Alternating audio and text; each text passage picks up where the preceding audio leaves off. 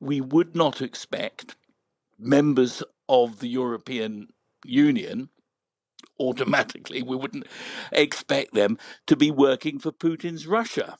Yeah. But that might be a very naive view to take, because Putin needs to pull everything out of the bag if he is to stop Ukraine from defeating him. How sophisticated is MI5 at dealing with the spies? Well, I mean, it's very early days, and we can't be sure what is actually going on here. But overall, overall, it does indeed look as if there are sleeper cells in the United Kingdom. People may recall the TV series The Americans, where people lived in America for years and years and appeared to be Americans, but were actually agents for Russian intelligence. And that is the sort of thing that goes on. I think people looking just at the news and being aware of the fact that a trial is on its way will feel the fact that the three of the nationals were Bulgarian is significant. Now, it could be that they're not Bulgarians. I mean, a large number of people in Bulgaria actually speak Russian. So you couldn't be entirely sure that somebody who said they were Bulgarian was Bulgarian and not Russian. You don't know that. And these people, it's said, had 19 passports. So obviously, you can't be too sure who they are. If they really are Bulgarian, though, that is, I should have thought, a big problem, because Bulgaria is, of course, member of the EU and a close ally of Ukraine.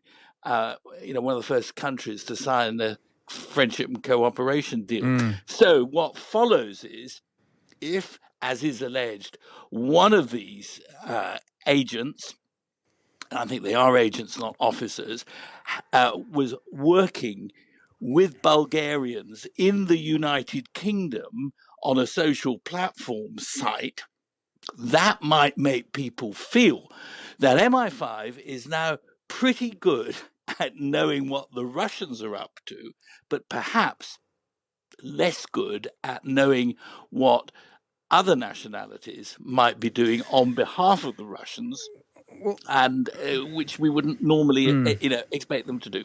Well, have we got any idea generally, Anthony, about how much time MI5 spends, or how much effort MI5 puts into dealing with spies, Russian spies, inside the UK? Well, what we're told, I mean, we have the Parliamentary Intelligence and Security reports, and they did a report into Russia, and a certain amount of MI5's time is spent on espionage and on Russian espionage and presumably on Chinese and Iranian espionage. But we don't actually know exactly how much time, and we do know, as the previous speaker Chris was saying, that when the Berlin Wall came down, on the whole, we stopped taking Russia seriously. People like me have argued that we are in effect in a new Cold War situation with Russia, and we've seen a whole host of Russian intelligence officers come to Britain and think of Litvinenko, think of the Skripals, do awful things in this country. But it could now be that it's not just Russians MI5 needs to worry about, but people of other nationalities who feel drawn to Russia and might be prepared to work for Russia. That's a worry. Well, I suppose what you're suggesting, that what you're talking about there, is the fact that they're not always going to be Russia. Or Chris was also talking there other countries like Iran and China. They're not always going to be from these countries. That they could be, or they could look to you and I as if they're British, and they could be working for one of these countries.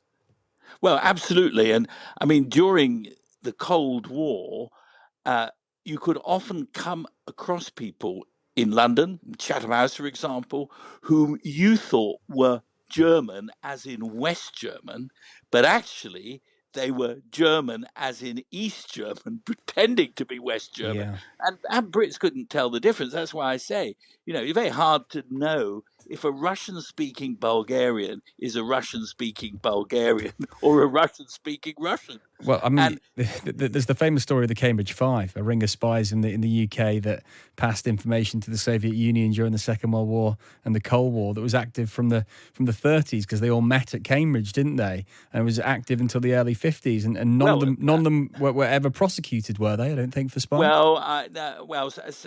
Some were, but I mean, your basic point is that there's a long history of espionage for Russia in the UK. The big difference between then and now is that, on the whole, those spying for Russia, Stalin's English men and women, we mustn't forget the women, they were doing it for ideological reasons. They weren't really doing it for money. Over the past 20 years, those Russians working in Britain for Putin are using money to gain access to secrets and influencers and so forth. So there's no real evidence that people like Putin for ideological reasons, but there's plenty of evidence that Financial. people are keen on Russian cash. Yeah, that's intriguing. What moves will we see from the government following this case? Do you think, as Chris suggested earlier, he'd like to see some laws tightened up? Well, I think that the laws, I would say the laws are fairly tight. That the issue is spotting people. I mean, Chris himself said, we don't know how many there are. Just because we see them, it doesn't mean they're not there. That is absolutely right. But we need to be able to see them.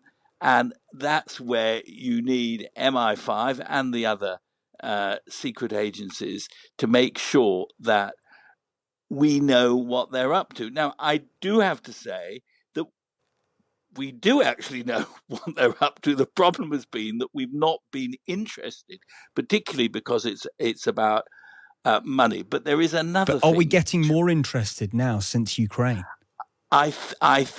We certainly should be getting more interest, and there's no doubt about that. But the people we have who are monitoring this, who are within the ring of secrecy, namely the Intelligence and Security Committee of Parliament, so ably led by Sir Julian Lewis. People will remember that Boris Johnson did his best to get rid of him. Indeed, took the whip away from him because he didn't want it.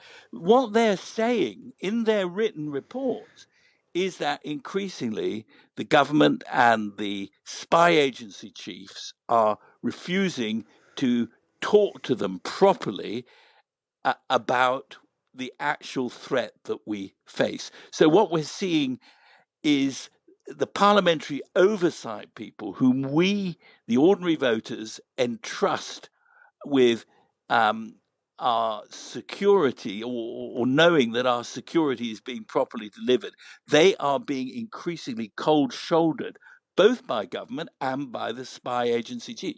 You often have heads of MI5, former heads of MI5, and the rest of it come onto the radio and telly and make public speeches, which we never had before. But in return, they are no longer communicating with parliamentarians. So you're used saying to. in some ways the intelligence agencies are far more open today than they were just 20 years ago. But actually, when it comes to disclosing information to politicians, they're far more cautious. Exactly so. And there is also, in this case, the EU dimension, because we would not expect members of the European Union automatically, we wouldn't expect them to be working for Putin's Russia. Yeah. But that might be a very naive view to take, because Putin needs to pull everything out of the bag if he is to stop Ukraine from defeating him.